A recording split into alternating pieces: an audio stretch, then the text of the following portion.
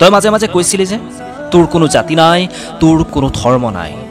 আচলতে ব্যৱস্থা বা যিখিনি আচলতে কাম কাজ সেই সকলোবিলাক কাম কাজৰ নিজেই প্ৰত্যক্ষভাৱে উপস্থিত থাকি তেওঁ নিৰীক্ষণ কৰিছে। লগতে কেন্দ্ৰীয় মন্ত্ৰীগৰাকী পবিত্ৰ মাৰ্ঘেৰিটা তেওঁ ইতিমধ্যে আছে আৰু আমি সামগ্ৰিক পৰিৱেশ। তেতিয়া মোৰ বৰ খং উঠিছিল।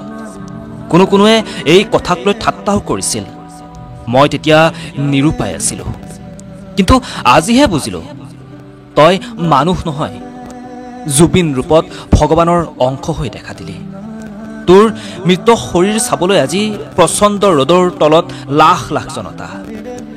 মোৰ কোনো জাতি নাই, মোৰ কোনো ধৰ্ম নাই,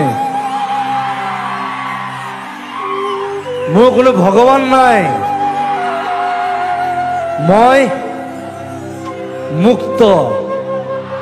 বিশ্বৰ ৰেকৰ্ড হ'ল তোৰ দেহ চোৱা মানুহৰ সংখ্যাৰ। আজি মোৰ উপলব্ধি হৈছে তই কোৱা সেই কথাটি গোটেই অসমীয়া হেনো তোৰেই সন্তান।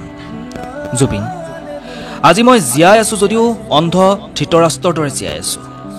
আনে কোৱাবোৰ শুনি গৈছোঁ, নিউজত যি পঢ়িছে তাকেই বিশ্বাস কৰিছোঁ। তোৰ বোলে পানীত ডুবি মৃত্যু হ'ল। তোকনো কিহে পাইছিলোঁ ৰাতি পুৱাই সাগৰলৈ যাবলৈ? সিদ্ধাৰ্থ আৰু শেখৰেও তোক বাধা নিদিলেনে?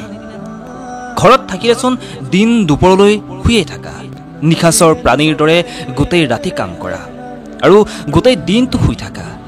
ছিংগাপুৰত বাৰু মনটো কি হ'ল? মই গালি পাৰিলে কেৱল এটাই উত্তৰ আছিল, দেউতা হ'ব মই মেনেজ কৰি ল'ম। আজি ক'ত মেনেজ হ'লো?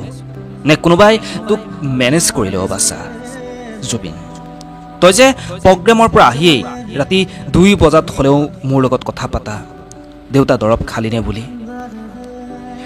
এতিয়াও আহিবিনে শুনাই মোৰ ওচৰলৈ? মই সাৰে থাকিম, কিন্তু মোৰ দৰৱবোৰ শিতানৰ মূৰত থৈ দিম। তই অহালৈ অপেক্ষা কৰি থাকিম। আৰু এটা কথা শুনাচোন, যোনবাই দেশৰ পৰা পাৰিলে মাৰা আৰু জংকিক লৈ আহিবাচোন। সিহঁতকো চাবলৈ বৰ মন গৈছে। সিহঁতক লগ পালে কৈ দিবি মই ইয়াত পিতামহ ভীষ্মৰ দৰে সৰসজ্জাত মাথো সূৰ্য উত্তৰায়ণৰ অপেক্ষা কৰি আছোঁ। সেইদিনা ময়ো তহঁতৰ ওচৰলৈ যাম। আৰু এটা কথা শুনাচোন, সৰগত কিজানি তোক পাই সকলোৱে বহুত আনন্দ ন? তোক আদৰণি জনোৱা সভাখন পাতিলেনে? জ্যোতি বিষ্ণুই যদি তোক চিনি নাপায় তেতিয়া ভূপেন মামাক অনুৰোধ কৰিবা দেই, গীত এটা গাম বুলি। সভাত এটা গীত কিন্তু নাগালে মই বৰ দুখ পাম। গান এটি গোৱা না মা, মাৰাৰ আগত এই গীতটো হিয়া খুলি গাবি।